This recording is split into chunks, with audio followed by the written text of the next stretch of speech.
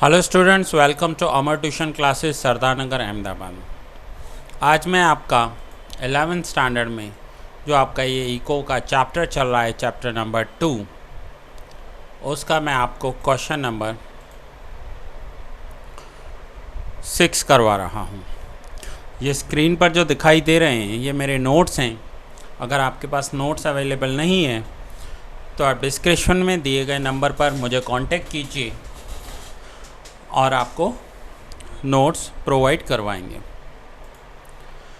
Give the meaning of individual wealth and social. Individual wealth क्या होती है and social wealth क्या होती है, दोनों की मीनिंग बतानी है हमें। So the wealth for private consumption and ownership of individual is called individual wealth. For example mobile, land, building, car, ये सब आपके इंडिविजुअल वेल्थ हैं। इंडिविजुअल वेल्थ है मीन्स जो आपके अपने हैं, इसके सिवा आपके सिवाय और कोई इसका यूज़ नहीं करेगा। नाउ आगे कंटिन्यू करते हैं। The wealth under the ownership of society and meant for collective consumption, ऐसी वेल्थ जो सोसाइटी की हो और कलेक्टिव कंजम्पशन हो is called social wealth. For example public garden, road, dam etcetera. अब ये जो हैं ये भी वेल्थ हैं। पब्लिक गार्डन है ये वेल्थ है, रोड ये वेल्थ है, ब्रिज ये वेल्थ है। ये किसी की प्राइवेट नहीं हो सकती। कोई ये नहीं बोल सकता कि ये रोड मेरा प्राइवेट है, ये गार्डन मेरा प्राइवेट है, ये ब्रिज मेरी प्राइवेट है, नहीं बोल सकता। ये पब्लिक और कंजम्पशन, कलेक्टिव कंजम्पशन के लिए हैं। ठीक है। So individual wealth and social wealth clear हुआ आपका। Question number 7, give the meaning of wealth given by professor Marshall. Now ये नेम आप याद रखिए, ये आपको इकोनॉमिक्स में बहुत ही आगे सुनने को मिलेगा, इवन 12th में भी। प्रोफेसर मार्शल जिन्होंने इकोनॉमिक्स में अपना बहुत बड़ा कंट्रीब्यूशन दिया है। According to professor Marshall, wealth is something which is useful, जो यूज़फुल होनी चाहिए, स्कैर्स यानी शॉर्टेज होनी चाहिए, कैपेबल ऑफ गेटिंग एक्सचेंज, वो हम किसी को सेल कर सकें ऐसी होनी चाहिए, and can be owned by somebody, किसी एक का ऑनरशिप होना चाहिए। प्रोफेसर मार्शल कहेंगे हम उसी को ही वेल्थ कहेंगे जो यूज़फुल हो, जिसे हम सेल कर पाएँ, एक्सचेंज कर पाएँ, जिसकी शॉर्टेज होनी चाहिए और वो हमारे ऑनरशिप में होनी चाहिए। Land and building, jewellery, vehicle etcetera are wealth. All above things have physical or intellectual existence and are not perishable। ये सारे के सारे जो वेल्थ हैं ये फिज़िकल हैं, इनका एग्जिस्टेंस है और ये पेरिशेबल नहीं है। अगर पेरिशेबल होगी ना तो वो वेल्थ नहीं होगी, पेरिशेबल होगी तो वेल्थ नहीं बोल सकते हम उसे। ठीक है। आइए question number 8, give the meaning of wealth and explain the characteristics of wealth in detail. अब मीनिंग में आप ये मीनिंग्स मैं ऑलरेडी ऊपर आपको एक्सप्लेन करके आया हूँ, आप इंडिविजुअली रीड कर लीजिए इन मीनिंग्स को। कैरेक्टरिस्टिक्स, हम आगे कैरेक्टरिस्टिक्स ऑफ वेल्थ समझेंगे। So first characteristics of usefulness. जो वेल्थ होगी वो यूज़फुल होनी चाहिए। अब पॉइंट्स ऐसे हैं कि जो सिर्फ मैं हेड पॉइंट्स भी एक्सप्लेन करूँगा तो आपको इजीली समझ में आ जाएंगे, इसलिए मैं हेड पॉइंट्स यूज़ करता जाऊँगा यहाँ पर। कैरेक्टरिस्टिक्स में फर्स्ट पॉइंट दिया हुआ है यूज़फुलनेस। हमारी वेल्थ ऐसी होनी चाहिए जो ह्यूमन बीइंग के लिए यूज़फुल होनी चाहिए, उनके नीड्स को सेटिस्फाई करे, जैसे house, vehicle and jewellery. B point is scarcity. हाँ, वेल्थ ऐसी होनी चाहिए जिसका मार्केट में स्कैरसिटी हो, मीन्स शॉर्टेज हो। अगर शॉर्टेज होगी तो उसका प्राइस ऑलवेज बढ़ता रहेगा। सो जिसका शॉर्टेज नहीं है हम उसे वेल्थ नहीं बोल सकते। जैसे एयर एंड सनलाइट का शॉर्टेज नहीं है बट बहुत सारा प्लेंटी अवेलेबल है तो वो वेल्थ नहीं है। फिजिकल एग्जिस्टेंस, वेल्थ ऐसी होनी चाहिए जिसका फिजिकल एग्जिस्टेंस हो, जैसे कि jewellery, vehicle, land and building, house etcetera. Capable of exchange, wealth ऐसा होना चाहिए जिसे हम सेल कर पाएँ, शॉर्टेज हो, जिसका हमें एक्सचेंज वैल्यू मिल पाए। एक्सचेंज वैल्यू क्या होता है कि अगर मैंने किसी को ज्वेलरी दी तो उसके सामने वो मुझे पैसे देगा, इसे कहते हैं वेल्थ। सो एक्सचेंज वैल्यू उसका होना चाहिए। ड्यूरेबिलिटी, ड्यूरेबिलिटी मीन्स ये जो वेल्थ होगी ये पेरिशेबल नहीं होनी चाहिए, पेरिशेबल नहीं होनी चाहिए, ड्यूरेबल होनी चाहिए, जिसे हम लॉन्ग टर्म के लिए रख सकते हैं। जैसे लैंड, हाउस, ज्वेलरी, ये सब ड्यूरेबल होते हैं, आप इन्हें 5 साल, 10 साल, 50 साल रख सकते हो। सो वेल्थ जो है वो ड्यूरेबल होनी चाहिए, पेरिश नहीं होनी चाहिए शॉर्ट टर्म में। शॉर्ट टर्म में पेरिश हो गई दैट मीन्स पेरिशेबल है, और पेरिशेबल उसे कहते हैं जो जल्दी ख़राब हो जाती है। ठीक है स्टूडेंट्स, तो ये थे कैरेक्टरिस्टिक्स ऑफ वेल्थ। एक बार आप रीड कर लीजिए सारे पॉइंट।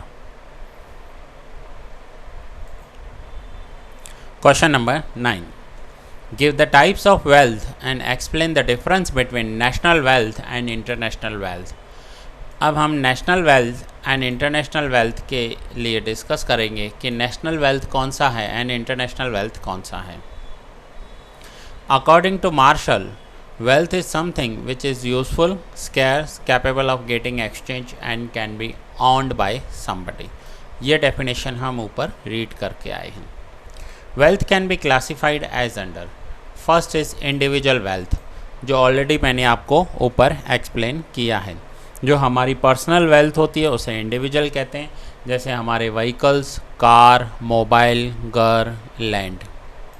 सोशल वेल्थ मीन्स जो हमारी सोसाइटी की होती है, जैसे कि गार्डन हुआ, रोड, ब्रिज, ये सोशल वेल्थ है। Now next is national wealth. National wealth क्या होता है इसे समझेंगे। तो यहाँ पर मैं सी पॉइंट पर आ रहा हूँ आपको नेशनल वेल्थ एक्सप्लेन करने के लिए। Wealth belonging to a nation and possessed and treasured by a nation is called national wealth. Nation का होना चाहिए मीन्स पूरी कंट्री का होना चाहिए, उसे नेशनल वेल्थ बोलते हैं। For example rivers, lakes, forest, roads, historical buildings etcetera, इन सब को नेशनल वेल्थ कहा जाता है। जो रिवर्स होती हैं वो हमारी पर्सनल नहीं होती हैं, वो नेशन की होती हैं। लेक्स, फॉरेस्ट, फॉरेस्ट मीन्स जंगल, पब्लिक रोड्स, हिस्टोरिकल बिल्डिंग्स, आपने देखा होगा कि हमारी कंट्री में बहुत सारी हिस्टोरिकल बिल्डिंग्स हैं, से एग्ज़ाम्पल ताजमहल, कुतुब मीनार, लाल किला, ये सब हिस्टोरिकल बिल्डिंग्स ये गवर्नमेंट की होती हैं, किसी की प्राइवेट नहीं है, इसलिए ये नेशनल वेल्थ कही जाती हैं। अब हम आएंगे इंटरनेशनल वेल्थ पर। इंटरनेशनल वेल्थ मीन्स ये ऐसी वेल्थ होगी जिस पर किसी कंट्री का पोजीशन नहीं होगा। Wealth which is not owned by any individual, society or national but belonging to the earth and treasured by all nations and which is possible to be developed for benefit of all is called international wealth। ऐसी wealth जो किसी person की नहीं है, किसी society की नहीं है, किसी नेशन की भी नहीं है, ऐसी वेल्थ जो है वो सबके लिए है, सबकी भलाई के लिए इसका यूज़ होना चाहिए, डेवलपमेंट के लिए यूज़ होना चाहिए। और इंटरनेशनल वेल्थ में ये दो वेल्थ आते हैं, एक है स्काई एंड दूसरा है ओशन। कोई स्काई में जाकर कोई बाउंड्री नहीं बना सकता कि ये यहाँ तक मेरा है, वहाँ तक तेरा है, या ओशन में जाकर कोई दीवार खड़ी नहीं कर सकते कि इतना इंडिया का है और इतना किसी दूसरी कंट्री का है। ये इंटरनेशनल वेल्थ माने जाते हैं। तो देखा आपने, हमने वेल्थ के 4 टाइप समझे। एक था individual wealth, and social wealth जो मैंने आपको ऑलरेडी ऊपर करवाया, उसके बाद मैंने आपको नेशनल वेल्थ समझाया जो किसी पर्टिकुलर नेशन के होते हैं, एंड देन मैंने आपको इंटरनेशनल वेल्थ एक्सप्लेन किया। अब हम आगे कंटिन्यू करते हैं question number 10। Explain the meaning of production. Now production की मीनिंग क्या होती है? किसी भी रॉ मटेरियल को जब हम फिनिश्ड गुड्स में कन्वर्ट करते हैं तो उसे प्रोडक्शन कहा जाता है। जैसे एक कारपेंटर वुड में से फर्नीचर बनाता है तो दैट इज़ कॉल्ड प्रोडक्शन। वहाँ पर बहुत सारे प्रोसेस किए जाते हैं। एक एग्जांपल मैंने दिया वुड में से फर्नीचर बनाना। दूसरा एग्जांपल मैं दे रहा हूँ मिल्क में से स्वीट्स बनाना। ये भी एक प्रोडक्शन है। आप किसी को मिल्क दो और वो आपको स्वीट्स बना कर दे, that is called production.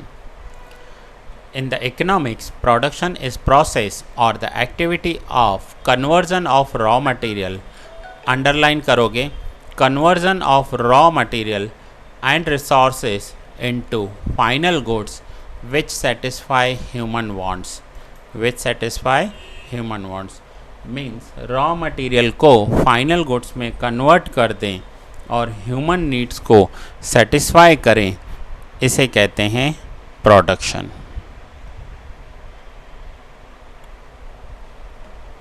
Example, carpenter makes furniture from wood for getting more utility from furniture rather than wood। अगर आपके घर में सिर्फ वुड पड़ा हो तो आप उसका क्या यूज़ कर सकते हो, लेकिन अगर एक कारपेंटर आकर आपको उस वुड में से फर्नीचर बना कर दे तो आप उस फर्नीचर का क्या यूज़ कर सकते हो ये आप अच्छी तरह जानते हो। सो कारपेंटर ने क्या किया, उस वुड की यूटिलिटी जो है वो इंक्रीज़ कर दी, उस वुड की यूटिलिटी जो है वो चेंज कर दी। So the work of carpenter is production. Carpenter का काम प्रोडक्शन का हो जाएगा।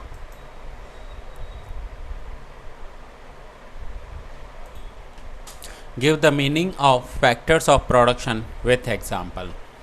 अब हम समझेंगे कि फैक्टर्स ऑफ प्रोडक्शन क्या होते हैं। जब हम प्रोडक्शन करते हैं तो हमें किन किन फैक्टर्स की ज़रूरत पड़ती है। The agents which helps us in process of conversion from raw material into final goods are called factor of production। Agents means जिन भी चीज़ों की या लोगों की हमें ज़रूरत पड़ती है हमें फाइनल प्रोडक्शन करने के लिए, उन्हें फैक्टर ऑफ प्रोडक्शन कहा जाता है। All these factors are equally important, underline करोगे इक्वली इम्पॉर्टेंट। ये सारे के सारे फैक्टर्स इक्वली इम्पॉर्टेंट हैं in the process of production. According to Marshall, there are two basic categories of factor of production. First is nature and second is human being। जब भी हमें कोई प्रोडक्शन करना होता है तो प्रोफेसर मार्शल ने बताया है कि वो 2 कैटेगरीज में डिवाइड किया गया है। First nature and second human being. Factor of production add utility to the material। For example, wood doesn't have utility, but when factor of production is used on wood, it becomes furniture। Marshall ने बताया था कि would का कोई utility नहीं होता। अगर आप घर में वुड ले आओगे तो उसका यूज़ नहीं कर पाओगे, लेकिन एक कारपेंटर आपको उस वुड में से टेबल बना कर दे सकता है, आपको बेड बना कर दे सकता है, सोफ़ा बना कर दे सकता है, चेयर बना कर दे सकता है और उसकी यूटिलिटी चेंज हो जाएगी। नाउ अगर हमें कोई भी प्रोडक्शन करना हो तो कौन से फैक्टर्स की ज़रूरत होती है। Economist have classified 4 factors of production which are as under. 4 factors of production, ये वर्ड याद रखना, ये 12th में भी काम में आएगा एंड कॉलेज में भी काम में आने वाला है। 4 factors of production. I repeat, फिर से मैं रिपीट कर रहा हूँ, 4 फैक्टर्स ऑफ प्रोडक्शन। जब भी हम प्रोडक्शन करते हैं हमें सबसे पहले लैंड की ज़रूरत होती है। लैंड मीन्स हमें ऐसी कोई जगह चाहिए, कोई ज़मीन चाहिए, कोई फैक्ट्री चाहिए जहाँ पर हम प्रोडक्शन कर पाएँ। लेबर, हमें वर्कर्स की ज़रूरत होती है। कैपिटल, कोई भी बिजनेस स्टार्ट करने के लिए कैपिटल की ज़रूरत होगी। एंड एंटरप्रेन्योर यहाँ पर डिटेल में एक एक पॉइंट की मीनिंग दी हुई है। Entrepreneur is the person who set up the enterprise. जो बिजनेस स्टार्ट करता है उसे एंटरप्रेन्योर कहा जाता है। सो आइए चारों पॉइंट्स को डिटेल में समझते हैं। ए, जो फर्स्ट पॉइंट था, land. In general the surface of earth where man can live is land. Generally मैं आपसे पूछूं कि लैंड किसे कहा जाता है तो आप कहोगे ये अर्थ का एक सरफेस है जहां पर हम रहते हैं। But in economics the concept of land is wider. Land का कंसेप्ट इकोनॉमिक्स में वाइडर है। According to professor Marshall, all natural assets which help us in production is land. Professor Marshall का कहना है कि जो भी नेचुरल एसेट्स हैं जो हमें प्रोडक्शन में हेल्प करती हैं वो लैंड है। For example, climate of particular part of earth, water resources, mineral resources, forest and reverse etcetera. ये सब भी लैंड में आते हैं क्योंकि इन सब के बिना हम प्रोडक्शन नहीं कर सकते। Characteristics. Land is a gift of nature and is not man made. जो लैंड हमें मिली हुई है वो नेचर का एक गिफ्ट है, कोई उसे बना नहीं सकता। ऐसा नहीं होगा कि कोई आपको बोले कि मेरी लैंड बनाने की फैक्ट्री है, मैं लैंड बनाता हूँ। ऐसा पॉसिबल नहीं है। ये हमें नेचर ने दिया है, कुदरत ने दिया है, ये एक गिफ्ट है हमारे लिए। The total supply of land is fixed. जितना भी लैंड पूरा अवेलेबल है वो फिक्स्ड है। It can not be increase और डिक्रीज। हम उसे ना ही इंक्रीज़ कर सकते हैं और ना ही डिक्रीज़ कर सकते हैं। Land is an immobile. अब आपके हाथ में मोबाइल है तो सबसे पहले मोबाइल की मीनिंग समझ लो। मोबाइल किसे कहते हैं? मोबाइल मीन्स आप जिसे मूव कर सको उसे मोबाइल कहते हैं। जिसे एक जगह से दूसरी जगह ले जा सको उसे मोबाइल कहते हैं। मोबाइल वर्ड क्या है? ये तो एक फ़ोन है। ये एक फ़ोन है जिससे आप बात कर सकते हो। बट इस फ़ोन को हम मोबाइल क्यों बोलते हैं? लैंडलाइन भी फ़ोन है, ये भी फ़ोन है। दोनों से हम दूर बैठे किसी पर्सन से बात कर सकते हैं। लेकिन इसे मोबाइल क्यों कहते हैं? क्योंकि हम इसे एक जगह से दूसरी जगह ले जा सकते हैं। बट यहाँ पर लिखा हुआ है land is N immobile. Land को आप कहीं एक जगह से दूसरी जगह नहीं ले जा सकते, ऐसा पॉसिबल नहीं होगा। Fertility of land is different according to the climate. According to climate land की फर्टिलिटी मीन्स वहाँ पर जो हम प्रोडक्शन कर सकते हैं वो डिफरेंट होता है। ये एग्री करते हो आप? जो गुजरात में लैंड है वो राजस्थान से अलग है, कश्मीर से अलग है। हर एक एरिया में जो लैंड की फर्टिलिटी है वो अलग अलग है। उस लैंड की फर्टिलिटी के अकॉर्डिंग प्रोडक्शन डिसाइड होता है। The remuneration of land as a factor of production is called rent. अगर आपके पास लैंड अपना नहीं है, चाहे वो रहने के लिए हो या प्रोडक्शन करने के लिए हो, तो आप उसे रेंट पर लेते हो। आप उसे किसी और से उधार लेते हो। और उधार पर जब लैंड लिया जाता है तो उसके सामने आपको जो पे करना होता है that is called rent. That is called rent. अगर आपको प्रोडक्शन करना है, आपके पास लैंड अपनी नहीं है, आप किसी और से उधार लोगे, तो एवरी मंथ आपको उस लैंड का रेंट पे करना पड़ेगा। ठीक है।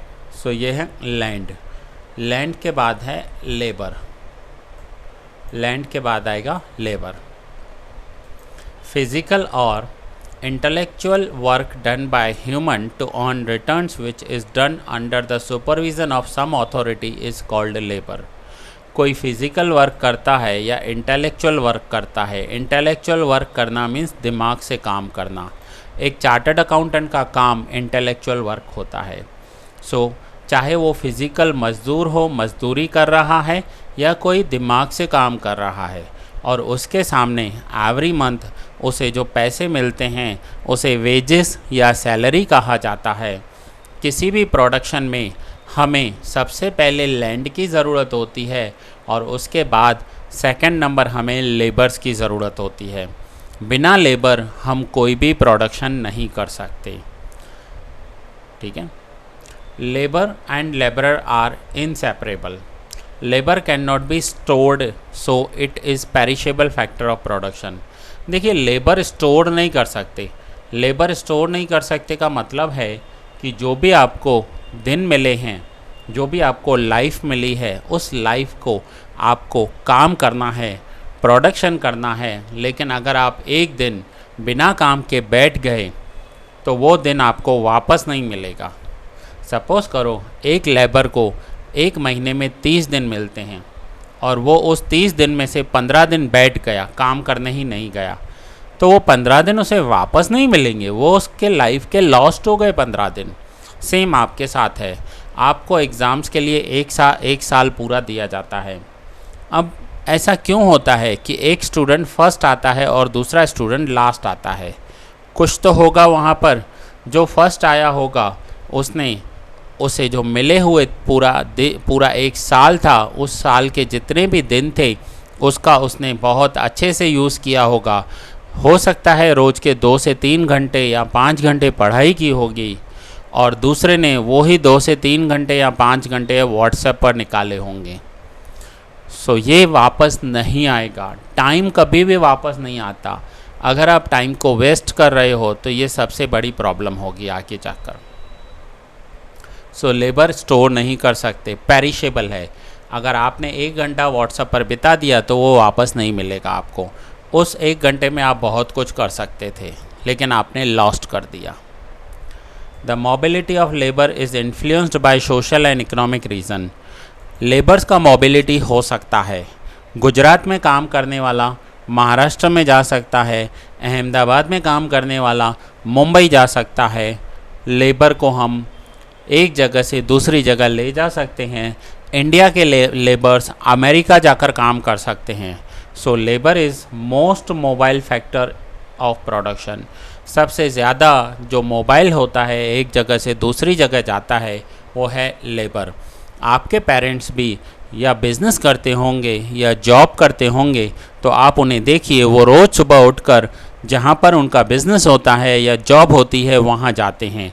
तो ये है मोबाइल फैक्टर, एक जगह से दूसरी जगह जा सकते हैं। The efficiency and capacity of every labourer is different. हर एक लेबर की काम करने की जो कैपेसिटी होती है वो अलग अलग होती है, एक जैसी नहीं होती है। The supply of labour depends on population. हमारे पास लेबर कितना अवेलेबल है ये हमारी पॉपुलेशन पर डिपेंड करता है। The remuneration for labour is called wages. अगर हम अपना काम खुद नहीं कर सकते तो वो काम हम किसी और से करवाते हैं और उसे जो पैसे देते हैं उसे वेजेस कहा जाता है। आपके घर में काम करने के लिए भी मेड आती होगी, कोई न कोई काम वाली आती होगी। आप वो काम खुद भी कर सकते हो लेकिन आप उससे करवाते हो और उसके सामने आप उसे जो पैसे देते हो that is called wages. So depend करता है कि लेबर्स कितने अवेलेबल हैं। ठीक है, तो ये हम फैक्टर ऑफ प्रोडक्शन समझ रहे हैं कि किसी भी गुड्स का प्रोडक्शन करने के लिए हमें लैंड चाहिए, लेबर चाहिए। लेबर के बाद थर्ड पॉइंट चाहिए हमें कैपिटल। तो आइए समझते हैं कैपिटल क्या होता है। Capital meaning, capital is considered to be a very important factor of production. All man-made goods which help in production constitute capital. बिना कैपिटल के हम कोई भी बिज़नेस स्टार्ट नहीं कर सकते। कैपिटल का मीनिंग आपको पता होगा, अकाउंट में टर्मिनोलॉजी में हमने कैपिटल को बहुत अच्छे से क्लियर किया था। कैपिटल का मतलब होता है कि जो ऑनर प्रोडक्शन करता है वो प्रोडक्शन करने के लिए बिज़नेस में जो पैसा लगाता है उसे कैपिटल कहते हैं। Capital is different from land and labor as it is a produced factor of production. Land and labour से अलग होती है क्योंकि ये एक प्रोड्यूस्ड फैक्टर है, हमने उसे बनाया है। Capital is a man made factor of production. Man made factor क्यों है? लैंड को हमने नहीं बनाया है, लेकिन कैपिटल को हमने बनाया है। For example, tractor is produced factor of production which further helps in the production of other agriculture goods.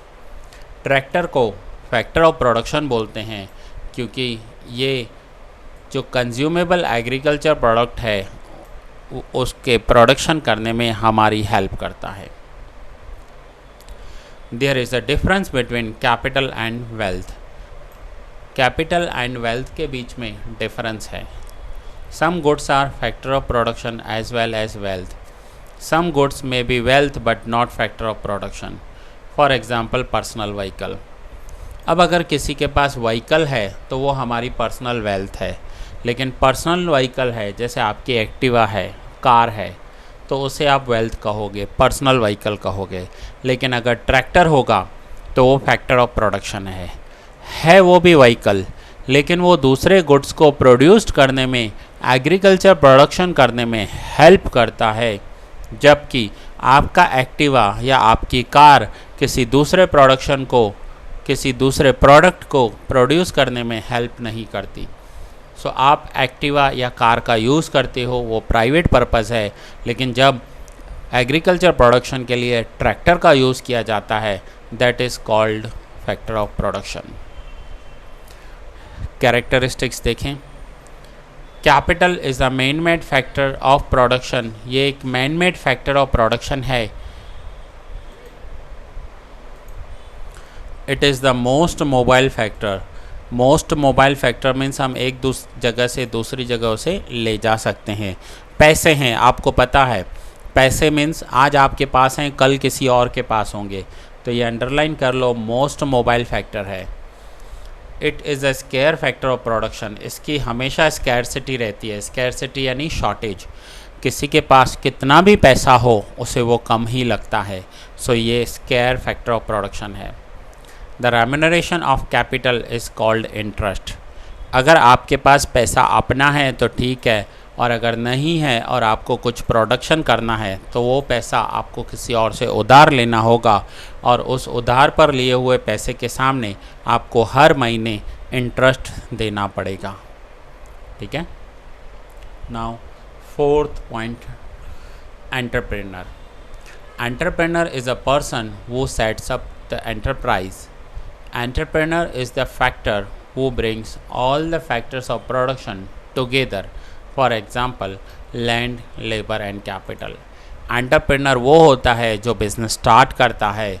इसका काम होता है लैंड, लेबर एंड कैपिटल को एक जगह पर ले आना। सपोज़ करो 12th के बाद आप कोई फैक्ट्री स्टार्ट कर रहे हो, तो उस फैक्ट्री में सबसे पहले आपको लैंड की ज़रूरत होगी। लैंड अरेंज करने के बाद आप लेबर्स को अपॉइंट करोगे। लेबर्स को अपॉइंट करने के बाद आप कैपिटल अरेंज करोगे, और इन तीनों को एक जगह पर लेकर आओगे और फिर प्रोडक्शन स्टार्ट करोगे। मीन्स एंटरप्रेन्योर वो होता है जो बिज़नेस को स्टार्ट करता है, और ये बाकी के तीन लेबर जो फैक्टर ऑफ प्रोडक्शन है, लेबर, लैंड एंड कैपिटल, इन सबको एक जगह लाने का काम करता है। There is a difference between entrepreneur and manager. Manager gets salary for the management work given by entrepreneur. Hence, manager is labor as a factor of production. अगर वहाँ पर कोई मैनेजर है तो वो लेबर कंसीडर किया जाएगा, क्योंकि उसे तो सैलरी मिलती है उसके काम के लिए। An entrepreneur gets profit as reward for his work. कोई भी बिजनेसमैन होगा जो बिजनेस स्टार्ट करेगा, उसे एज अ रिवॉर्ड प्रॉफिट मिलता है, बट ही और शी में इनकर a loss if the activity does not function well. अगर बिजनेस में एक्टिविटीज़ प्रॉपरली नहीं चली, हमारा प्रोडक्ट नहीं बना, तो हमें लॉस भी हो सकता है। अगर हमारे प्रोडक्ट्स मार्केट में अच्छे से सेल नहीं हुए तो लॉस हो जाएगा। सो एंटरप्रेन्योर को लॉस हो सकता है, लेकिन जो काम करता है उसे हमेशा सैलरी मिलेगी, वेजेस मिलेंगे, उसे लॉस नहीं हो सकता। Characteristics of entrepreneur. He makes all economic decision. Economic यानी पैसों से रिलेटेड डिसीजंस सारे के सारे कौन लेता है? Entrepreneur. Entrepreneur means owner. Entrepreneur का मतलब होगा ऑनर। ये सारे डिसीजंस लेता है। He takes risk for the business. If loss incurs in the business, अगर लॉस होगा तो वो भी ऑनर का होगा। The remuneration of entrepreneur is not fixed और स्टेबल। रेम्यूनरेशन का मतलब होता है कि उस एंटरप्रेनर को जो रिटर्न्स मिलते हैं उस बिज़नेस में वो फिक्स नहीं होते हैं। The remuneration of entrepreneur is called profit, but sometimes he faces losses too in the business. Normally जो एंटरप्रेनर होता है, जो ऑनर होता है, उसे प्रॉफिट मिलता है, बट कभी कभी ऐसा होता है कि उसे लॉसेस भी फेस करने पड़ते हैं। तो ये चारों थे जो मैंने आपको डिटेल में समझाए। फैक्टर ऑफ प्रोडक्शन, फिर से मैं रिपीट कर रहा हूँ, इन चारों को याद रखना क्योंकि ये आपको 12th में भी काम में आएंगे, कॉलेज में भी काम में आएंगे। सो ये है 4 factor of production: land, labour, capital and entrepreneurship. So students, ये हमारा क्वेश्चन नंबर 11 पूरा हुआ। अब इस चैप्टर में सिर्फ 2 क्वेश्चन बाकी हैं, 12 एंड 13, फिर ये चैप्टर पूरा हो जाएगा। तो ये लेक्चर मैं आपका यहाँ पर ही पूरा कर रहा हूँ, फिनिश कर रहा हूँ। नेक्स्ट लेक्चर में मैं आपको question number 12 and 13 in detail explain करूँगा और ये चैप्टर पूरा करेंगे। अगर आप मेरे YouTube पर न्यू सब्सक्राइबर हैं या न्यू स्टूडेंट हैं और आपके पास नोट्स अवेलेबल नहीं है तो आप इस नंबर पर कॉल कीजिए 9712342616 और आपको नोट्स प्रोवाइड किए जाएंगे। ठीक है। सो बहुत जल्द मिलते हैं नेक्स्ट लेक्चर में।